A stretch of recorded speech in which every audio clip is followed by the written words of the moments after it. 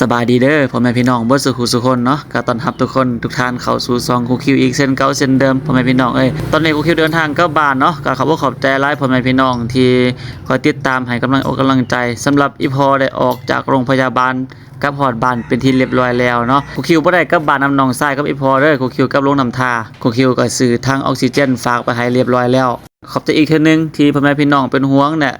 ทักมาถามโทรมาถามว่าอาการอีพอหลังจากออกโรงพยาบาลเป็นจังไดได้แล้วเนาะเพิ่นหายใจสะดวกสบายบ่นะพร้อมกันเลยพี่น้องครูคิวก็สิโทรไปหาอีพอพร้อมกันเนาะว่าอีพอเป็นจังได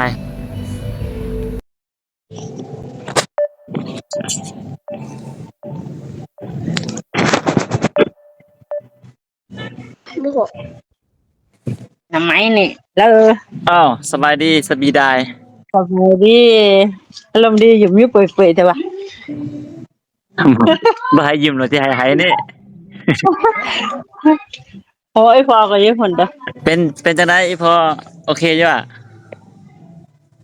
ก็ได้โอเคแล้วเด้อดูคุณโนดหายว่าหายว่างั้นคุณนวดให้คุณโนดว่าหายเด้อนี่จะตูตู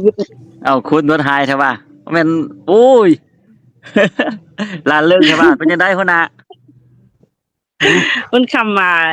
หลังนี่ล่ะคำรามนะล้างปาร์ตี้ให้อันพนักงานเพิ่นอยู่อันสุศาลาอนามัยมาล้างให้ติเฮาหลังเฮามีทั้งหลังแต่เด้อมันคำมาหลังเขาให้ผู้เพิ่นเชี่ยวชาญหั่นแหละให้ผู้เพิ่นเป็นแพทย์เป็นหมอหั่นแหละล้างให้น่ะยังยังบ่อาบน้ำเท่าเด้อพอน่ะมีแต่ก้มสระผมแล้วก็อันอาบทางลมได้อาบทางลมได้แต่ว่าแถวเอิกแถวหยังก็เอาผ้าจุ่มน้ำเสร็จบ่ต้องให้มันถึกบาดเอาน้ำมันกูว่านี่แล้วว่าที่เอาไปอากูอากันรุมทันรุมหนันสิเนี่ยไม่พออีกแค่กันนะมันมาหลังมันว่าใช้ไม่ลาวะเนี่ยในมันอยากซึมๆในสักยาตันเสือบ่เขาให้กินได้มันดีทางนอกแล้วก็เขาซักมันก็ดีทางในโอ้เนี่ยไหมวะก็หลังไปเบิ่งก็นอกอ่าหมอเพิ่นก็ให้กินมันก็ดีทางในติยาตันเสือมันเป็นยาต้านกันวานั่นดีดันเนาะมันกันวานั่นน่ะให้ซักคิมตะดามาคิมเก่า10,000นั่นเลยจะแสดงว่าได้มื้อละแสนน้อยสูดกะหลังเลยอันบ่ซักเธอยาอยู่โรงพยาบาลอยู่โรงหมอเพิ่นให้บ่อะไรเมื่อยายของผู้เหลือกินยาให้กินแม่ว่าลูกในไผใหญ่ตื้อหาว่าลูกเขาว่าใหญ่ฉันทุดๆเท่ากันลูกอยู่ครึ่งใหญ่มันถึงดีอ่ะมันสวยแล้วใหญ่ก็อยากใหญ่ติอันอยู่โรงหมอบ่ได้ใหญ่10มื้อ14มื้อนี่น่ะโอ้ยล่ะชูยกเขาก็บ่อยากกินดีเนี่ยนี่ก็สิชูพันหือมัดเขามัดแขนเขาพันมื้อนึงก็บ่ได้ไปคือบอกอันไม่น้อยบ่อีพอหั่นแหละว่าเบิ่งบางทีปลายเดือน2หรือว่าต้นเดือน3บางทีมีเวียกก็สิได้ไปโฮก็ไปอัดลมกันบางทีสิได้ไปช่วยเวียกแน่ต่อเครื่องต่ออย่างได้ว่ามันจะได้มาตายเลยว่าช่อง3คืนสิมาโอ้เพิ่งตายมันมือให้กินมันสิมาแท้แม่ก็ว่านั่นนี่ล่ะบ่ได้ไปก็ฝากเกือบไปแล้วดูเอาพี่น่ะพอบอกอีแม่เด้อเดี๋ยวจะดูว่ามาของหมอบ่เอาเกือบมานั่นเอาเกือบลูกไปนั่นเอามือไม่ใช่มาควนไหมจะมาคือลูกพี่น่ะไม่ได้พี่น่ะยังเนี่ยบ่ไปตะกุสิพี่น่ะมันลูกก็ลูกยังแบบพาข้าวก็ว่ามันพาขันโฮก็มันก็ลูกแม่ว่าแม่นติแล้วแม่มันทั้งบ่มืออ่ะโหลายเนี่ยนะแม่นลูกจังนะโทษอะไรของไม้หน่อยดิโทษอะไรนะฝาเอาแม่ว่าของลูกกันทั่วข้าวมันของโรงพยาบาลเพิ่นเอาให้ครับหรอข้าวอันถอยหน้าดำถ้าบุกดเบิ่งกองหน้าเบิ่งตาได้เป็นจะได้หน้าแพ้ก็กดกองหน้าเบิ่งหน้าผู้ร่วมบ่เนาะลมคือบ่ให้เบิ่งหน้าว่ะนี่ไม้ก็บ่มึงหาชุยจะว่านี่กว่ามึงกว่ามึงหามันคุณที่ช้างนี่ของเราแน่บ่ฮู้แนวเปิดละโอ้บายเขาดูบายเบิ่งแล้วคันบายเบิ่งหน้าน่ะเบิ่งหน้าก็เนาะเปิดก่อนเปิดแม่นี่แล้ว แหละต้องเผ็ด บ่เห็นแล้วกูเปิดกล่องน้าก็ต้องเต็กกล่องน้าแม่เต็กสลับเป็นกล่องน้าแม่ กูไปสร้างนี่กูว่าอันไหนมันเนี่ยอันนี้ เบิ่นต่างกัน เฮ้ยแม่ท่านหนูชูอยู่แบบพระเจ้าให้หนูกันแล้วพันเม เอาก็ปิ้นกล่องเอากล่องลงซะหน่อยรอบ่เห็นได้เห็นแต่ผมนี่ผมก็บ่มีแล้วนี่ก็เห็นหน้าเห็นตาก็ให้มันเห็นหน้าเห็นตาจังนั้นเนาะ พอกูทางยางเนี่ยกระดาษหน่อยนะแล้วกระดาษช่องพี่น้องนะ บ่ยังบ่เข้าเรือนใช่มั้ย ได้ยุโรป มาฮอดคิวรถลงน้ำท่าแล้วอันแม่เบนกับเบนเทนกำลังมาครับ ชูนะพอมันก็ผู้ใดก็แง่งละ เบนเทนเราดูก็สิเมื่อ บาทที่ ปอดบานตื้อคือรถ ขึ้นรถบ่ฮอดเด้ออันนั้นอันเครื่องผลิตอันออกซิเจนหั่นแหละแม่นไผเอาไปอ่ะฝากบอก แม่ก็บ่หูนี่ไม้บอกเข้าเนี่ยบอกไผเขานี่บ่หูเนี่ยแม่มันสิอู่ไม่ ลูกเอาไว้เฮือนอียาหั่นแล้วลูกบอกอันไม่น้อยว่า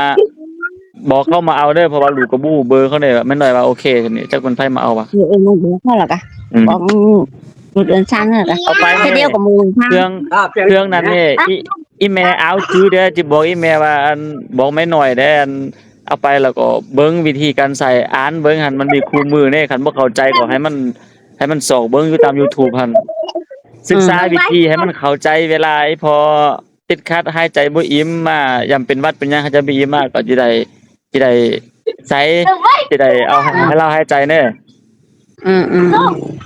ก็กับยาก็เหมือนกันยาก็กินให้มันถูกเวลาเด้แล้วก็มันมีตัวหนึง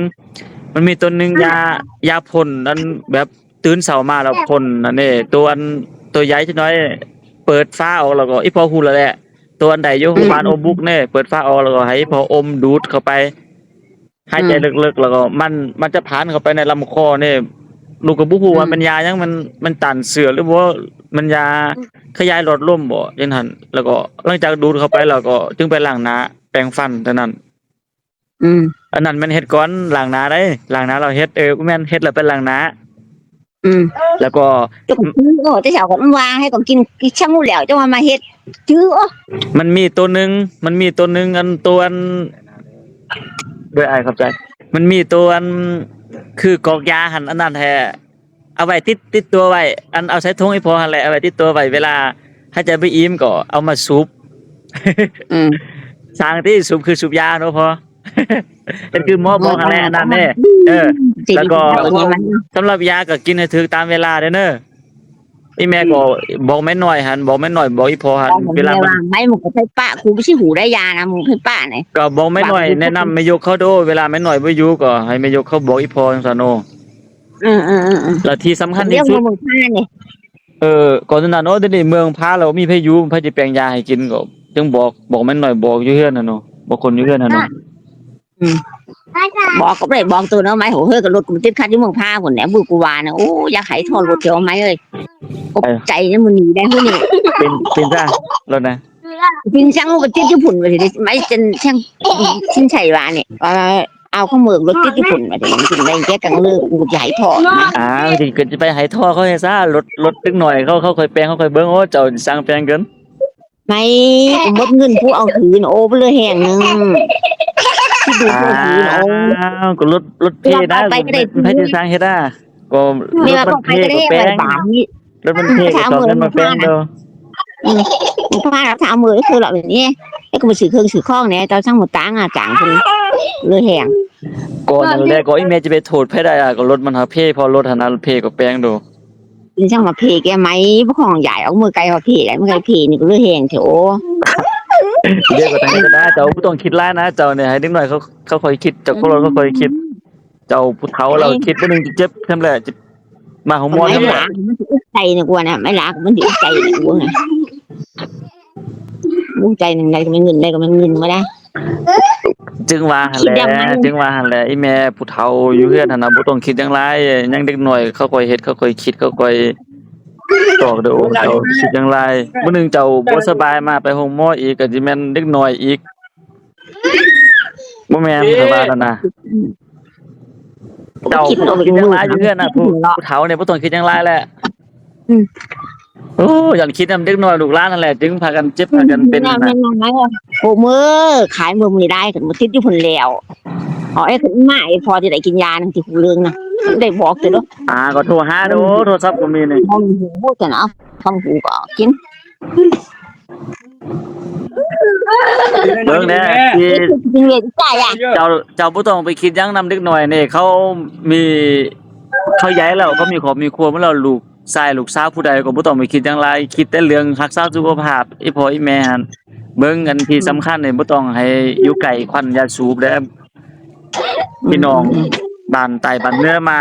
หานก็บ่ต้องให้เราอยู่หานอีพ่อเนี่ยอยู่ทางหลังเฮือนพุ่นน่ะมีเขาสูบยาสูบหยัง พี่สาวก็บอกมาอยู่จูบหน่อยนี่ผู้เดียว เขาสูบยาบ่ต้องไปอยู่ไกลเขารถทางรถมีกี่ฝุ่นบ่ต้องไปไกลบ่ต้อง อืม เบิ่งแด้อันพี่น้องออมแอมเฮือนเขาเจ้าจุด อืม ขี้เหยื่อคือหยังมันมีฝุ่นกับคอบ่ต้องให้เขาจุด อืม เพราะว่าจุ จุ ด ดมาก ขี้เหยื่อ เลยช่วงใครกัน จุดขี้เหยื่อดมควันยาสูบนี่เป็นแท้ๆเด้อ อืม นั่นแหละอีพอดีมากเขาก็ดีใจแล้วเดี๋ยวนี้สุขภาพเราหายใจปกติที่บ่เป็นหยังที่พอนะ โอ้ฮาใจปกติแหละดีใจนะฮาใจดีใจหนูว่าคือหนูว่าพอว่าไม่ซื้อแล้วก็ฮาใจดีไปซื้อนี่เอาเนี่ยว่ามึงไง ถือหายใจดีเลย จิฮู้เนาะหายใจ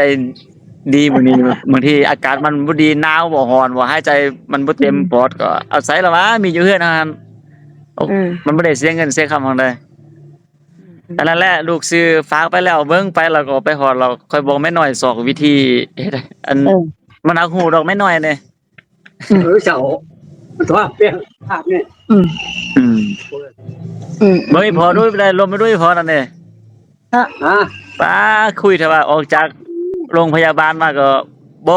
เข้ากล่องปากนํกันเลยเนาะเอากล่องไปหาก็ปิดกล่องใช้ซ้ำบัดนี้ อ่าฮะ อ๋อหายแท้เจ้าปิดนี่ นี่นะ แปลงไว้แปลงไว้ เดี๋ยวเนาะ โอ้คุยเถอะอีพอนี่ปิดกล่องเฉย ใจดีเอสชูแล้วไม่ละเอาเขานั่งนั่งไปเขา เพราะว่าแล้วพวกลูกไปซื้อพอสินช่างให้ก็ดีแล้ว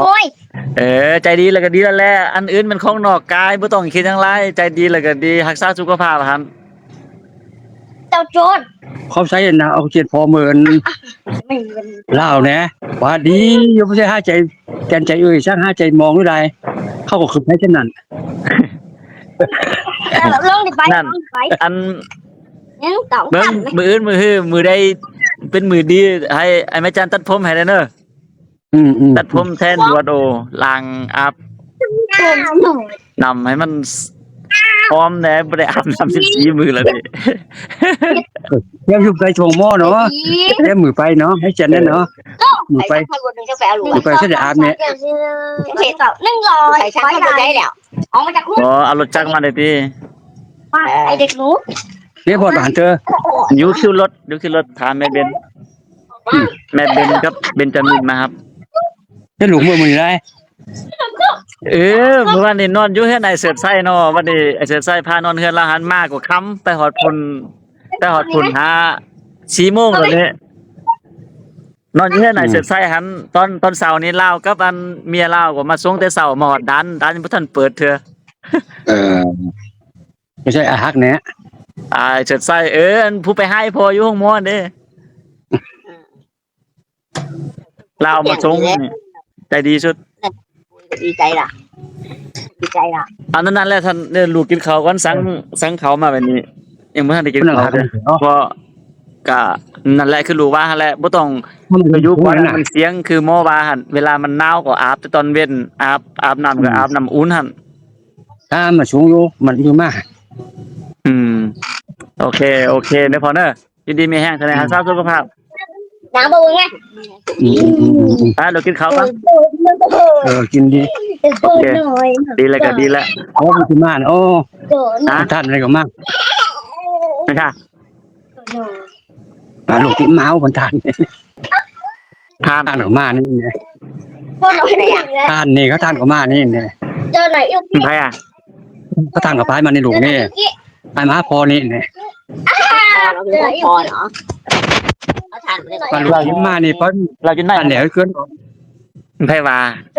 จ้ะ ผมระวังนะเพราะว่าถ้าพี่รองเขาโทรมาพอถ้าท่านเดี๋ยวคนมารอไม้แนวสิเนี่ย เออ นี่ของอาม่า ก็ไปหั่นแหละพอนี่เนาะนั่นแหละดีแล้วก็ดีแล้วลูกก็ดีใจแล้วกินข้าวมันลายนะเด้อ กินได้ก่อนมาล่ำเนาะจะได้กินสาวนะมากินข้าวกันเนาะ กิน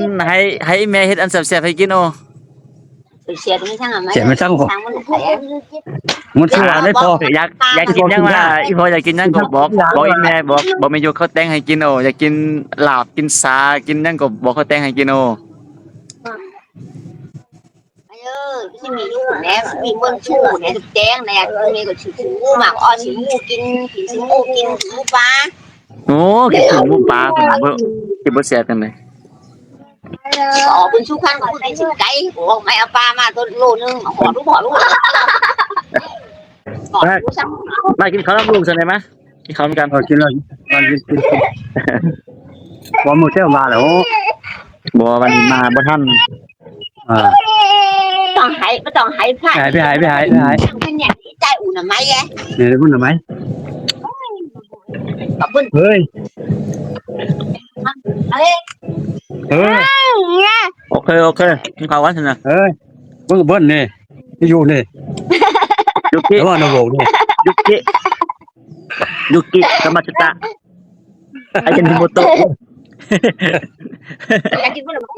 มาเขา เขาเนี่ยเขาเป็นหน่อไม้ยินดิ เด้เบิ่งกินหน่อไม้มั้ยเบิ่นบ่เบิ่งกินพอไหมเด้อ โอ้บางแม่ผู้เดียวท้องกินลาบเนี่ยเขานี่ไม่ช่างกินเลยไอ้ผีนี่เป็นไหนล่ะมันให้ช่างกินพวกนี้ก่อนสื่อเจ้าแผลสื่อเจ้าผัดสื่อกินก็โอ้แล้วใครยืนได้ อยู่ใช้ก็สิโอบ่สิได้กินนะ ลูกนี่ได้กินข้าวอิ่มแล้วทำไงได้กินเตอกินไรหัวคำใช่ไรหัว อันนี้กินข้าวซอยเด้อนี่นั่น ใช่ไม่ว่าเขาคำหัว กินรถบนมือบ่ได้กินข้าวกินข้าวก็ใช่ไง สุดดีแม่สุดดีคุณคำหนังชูเยอะแม่เพิ่งพอ โอเค วันนี้ได้ชิ้นดีๆตอนหาเยอะ ไปเลยเด้อ